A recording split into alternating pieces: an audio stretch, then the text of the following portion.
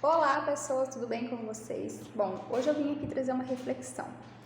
Hoje eu fui baixar o aplicativo do e-título e lá tava a minha fotinha de quando eu tirei o meu título de eleitor quando eu tinha 18 anos. E aí me veio a memória de tudo que aconteceu naquele dia.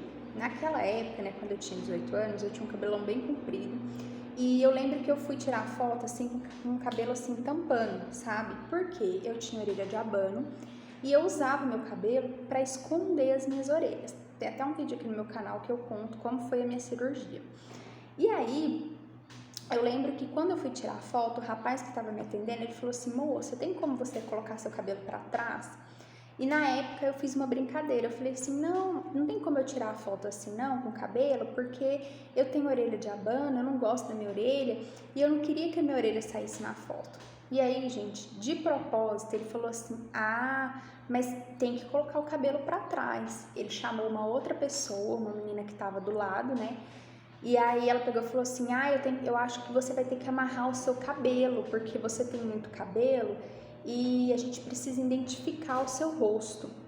E aí, gente, assim, essa situação durou mais ou menos assim, fração de segundos, mas pra mim parecia uma eternidade, porque os dois, né, o cara que tava me atendendo, mais a moça do lado, eles queriam me obrigar a amarrar o meu cabelo, na época, fazer um rabo de cavalo, para poder mostrar a minha orelha. E por que eu tenho essa percepção? Porque quando eu fui tirar o meu título, eu não me lembro de ninguém eles ter obrigado a amarrar o cabelo. Por final das contas, eu lembro que eu fiz uma cara de choro lá, que eu não queria amarrar o cabelo, e aí eles me deixaram só colocar o cabelo para trás. E ainda me obrigaram. Aí eu coloquei o cabelo para trás, exatamente assim. E aí eles falaram: você tem que pegar o seu cabelo e botar atrás da orelha. E aí na minha foto do meu título de eleitor tá lá eu com a minha orelha, né, pra frente, né?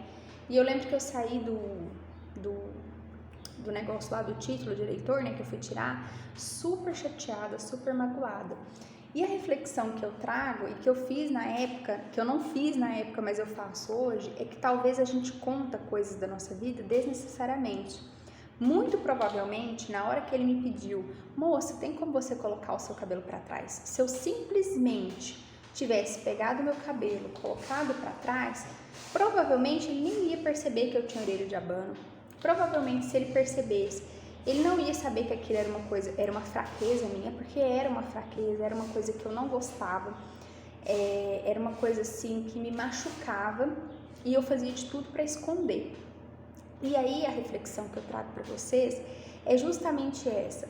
Quantas vezes na nossa vida a gente abre a boca para falar sobre as nossas vulnerabilidades, sobre as dificuldades que a gente está passando, sobre os problemas que a gente está vivenciando na nossa vida e a gente acaba falando para as pessoas erradas no momento errado. Tem uma nutricionista que chama Lara Nesteruk, eu acompanho ela pelo Instagram e ela fala uma frase perfeita que é assim: você pode nadar num tanque junto com os tubarões, mas jamais você pode sangrar num tanque de tubarões, né? Que isso quer dizer o seguinte: você pode nadar tranquilamente com os tubarões, com os seus inimigos, né? Mas nunca você pode sangrar num tanque de tubarões, porque eles vão te comer vivo, certo? E é isso que acontece em muitos momentos da nossa vida. A gente acaba contando coisas muito íntimas, muito profundas da nossa vida. A gente acaba contando para os outros as nossas vulnerabilidades. Essa nutricionista, ela fala assim que quando ela estava no processo de depressão, que ela passou pela depressão, ela nunca contou para as pessoas. Ela só contou depois que ela fez o tratamento. Quando ela estava com problema com o alcoolismo, que ela foi alcoólatra, ela também não contou para as pessoas. Ela só contou quando ela terminou o tratamento dela. No meu caso, isso aconteceu comigo. Quando eu estava no meu processo de emagrecimento, que eu estava fazendo dieta, eu emagreci 10 quilos, né? E quando eu estava nesse processo, eu nunca contei para ninguém. Eu nunca postei que eu estava na academia, que eu estava fazendo dieta. Eu não contava para as pessoas que eu estava fazendo um processo de emagrecimento. Eu só fui contar depois que eu atingi o meu objetivo, depois que eu consegui perder 10 quilos. Aí que as pessoas começaram a notar: você tá magra, o que você fez? Qual foi o nutricionista? Qual foi a academia? Aí sim eu contava para as pessoas, mas durante o meu processo eu não contava. Eu acho que esse é o segredo da nossa vida, né? Para você ter sucesso em qualquer coisa que você vai fazer, Durante o processo, não conte para pessoas, sabe? Às vezes você está num processo de tirar a sua carteira de habilitação, sua CNH, e aí você sai contando para todo mundo. Não quer dizer que a energia negativa das pessoas, o olho gordo, não. Eu quero dizer que às vezes as pessoas acabam usando isso contra você. Elas acabam te prejudicando, porque é muito difícil a gente ver o outro ficar melhor que a gente, né? É muito difícil você ver o outro se dando bem.